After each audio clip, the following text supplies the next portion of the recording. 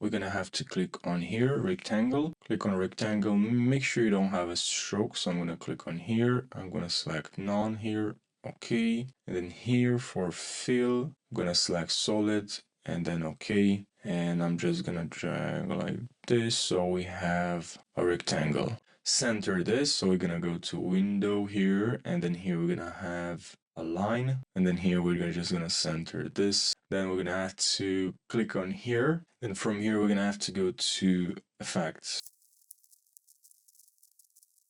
Now here in effects and presets, make sure you search for box length, this one here, fast box length, and drag it onto this shape right over here. And then from here, just increase the radius to 20, 30, it's pretty up to you how you prefer this effect. Now the next step, let's add some roughness.